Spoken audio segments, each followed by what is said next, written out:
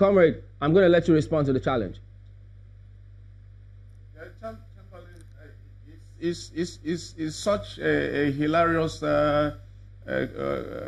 comic-like representation that one who represents the executive will say it is the function of labor to provide for safety nets in the economy. It's shocking. And I heard Barkindo say he had worked all over the world. And if he had worked all over the world, like he stated, he would have understood that the welfare thresholds that take care of health of the unemployed is not a function of trade unionism. It's a function of government.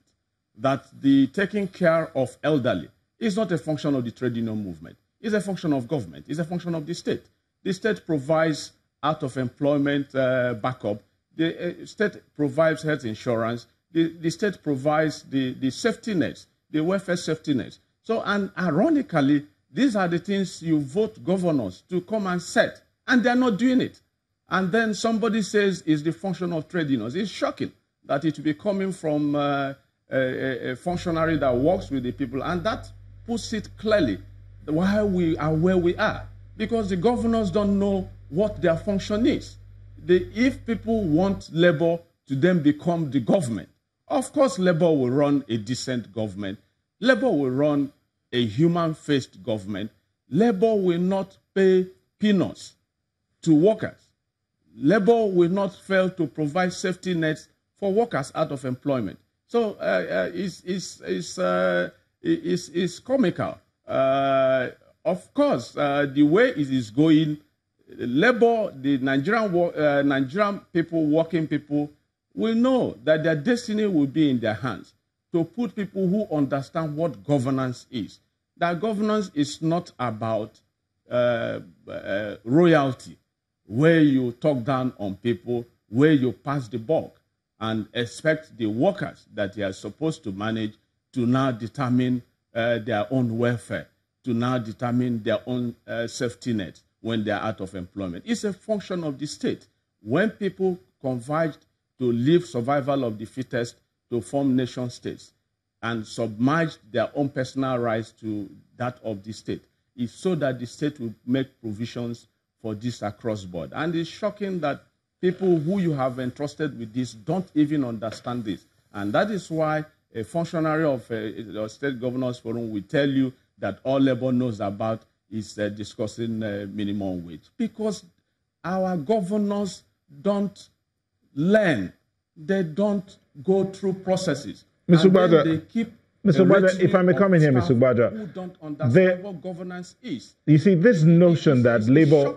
It's shocking that Mr. Ugboaja, if I may come in here, the fact that there are a lot of people are also concerned about the impacts that this new minimum wage might have on the economy in terms of like the inflation rates that are already, well, they said they were stable. Analysts have looked at issues and said they were stable up through the month of October. And then with this idea of the new minimum wage about to step in, analysts at the financial derivatives believes that the inflation rate might be forced to move up a little bit. But is Labour also concerned about the other aspects of society, not just about minimum wage, in terms of infrastructural provisions and even the welfare packages and safety nets that government is supposed to provide? How is it that Labour hasn't, in quote, gone on industrial action because of this safety net?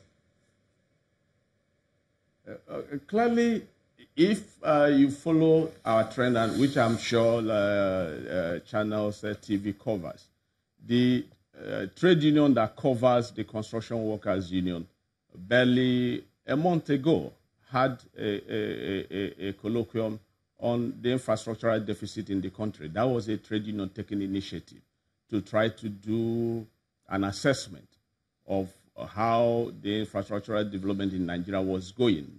Workers taking initiative to try to bring eggheads, to try to bring practical practitioners to chart a way forward, and then hope they can present this to the leadership of the country, the governors, the federal government to work on. That's the template. The pain is every day. The trade unions are negotiating. What the ridicule that the Governors Forum had brought to itself is the state where to simply develop a basic industrial relations architecture, they lack that. There is no formal private sector organization that pays below 30,000 naira. That is why the organized private sector was quick to embrace that, because they have what we call the National Joint Negotiation Councils in the different sectors of the economy, in the organized private sector. The state governors have failed to develop such a template, because if you have that, it would have come to the fore that no family, no worker will genuinely live on 18,000. And by now, that adjustment would have taken place even before the issue of an operational function of law that was not made by workers. Workers don't legislate. All right, comrade, we need to wind down now. To get legislation done. Right, let's wind down with this, and I need to bring in Mr. Bello-Barkindo. Could you speak to the narrative that governors actually somewhat wanted the revenue sharing formula to change such that they can accommodate these minimum wage proposal? I listened to somebody talk about that about a couple of days ago on TV, and I do not know if any governor has made any. We're talking about the present. We're talking about being able to pay using what they have at the moment. There is no situation where governors have deliberated on whether they need more money or not, as far as I know. Is there going to be any meeting with are the governors going to meet? Any idea when next they will meet and come up with a decision on this minimum wage?